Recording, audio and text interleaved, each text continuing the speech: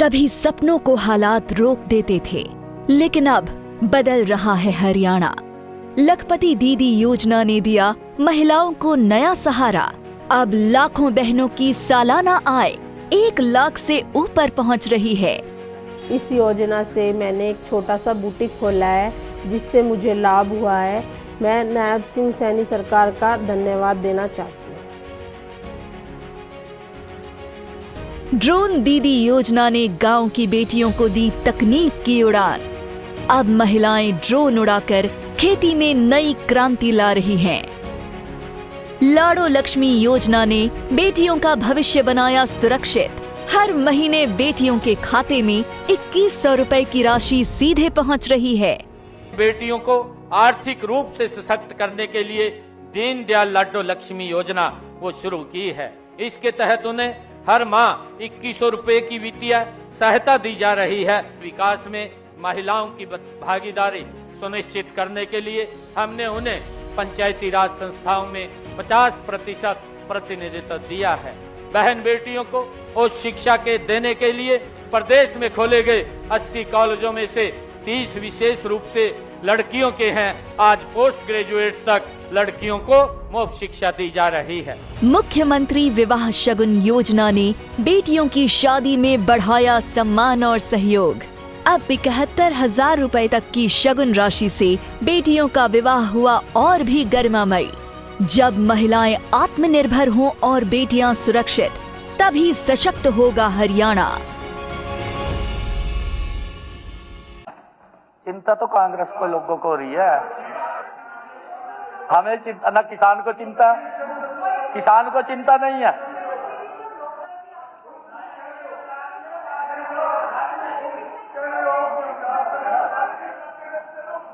सारे की जहां में मान्य अध्यक्ष जी, जहां में कमियां लग रही हैं, जहां शिकायतें आ रही हैं, सारी जगह जांच की आदेश है।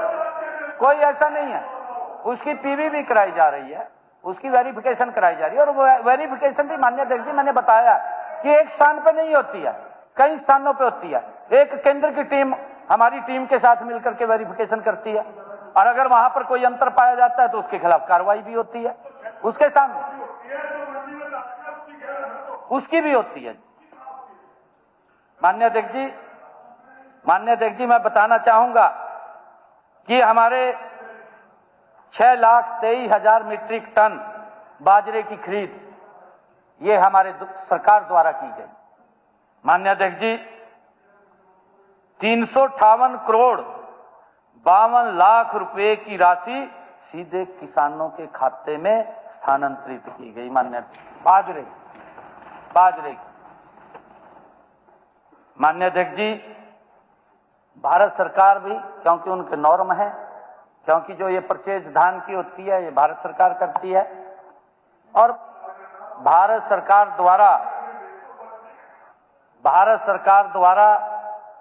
10% जो टूटे हुए चावल की अनुमति के साथ कस्टमाइज्ड राइस MCMR के लिए राज्य को 8 लाख मीट्रिक टन का लक्ष्य दिया गया। माननीय अध्यक्ष जी, यह लक्ष्य लगभग हमने पूरा कर लिया है। माननीय अध्यक्ष जी, भारतीय खाद्य निगम को समयबद्ध आपूर्ति सुनिश्चित की जा रही है। मैं सदन में यह भी स्मरण करना चाहता हूं कि दिसंबर 2025 के सत्र में भी ध्यानाकर्षण ये सूचना के माध्यम से यह विषय उठाया गया था। माननीय अध्यक्ष जी, जब मुद्दा नहीं होता है फिर कोई ना कोई फंसा देते हैं। कहा जी यहां तो ज्यादा दान है क्या, कुछ ना तो करना तो है जी। जब 70 आता है उसके लिए कोई ना कोई मुद्दा तो लेके आएंगे, कि मुद्दा क्या लेकर के आए, क्या नहीं लेकर के आए। क्योंकि माननीय अध्यक्ष जी, अच्छा है, मैं तो कह रहा हूं जी, आप उठाता हम जाग रहे हैं, आप उठाते रहें, हम तो कह रहे हैं आप उठाते रहें, अच्छे मुद्दों को उठाएं। माननीय अध्यक्ष जी, नहीं मैं नहीं, नमस्ते जी। विपक्ष का तो हम सम्मान करते हैं जी, आप बने रहे, दादा आप बने रहे। जी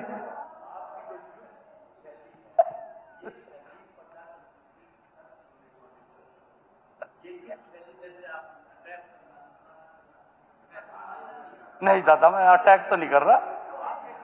चलिए ठीक, नहीं नहीं, ठीक है, ठीक।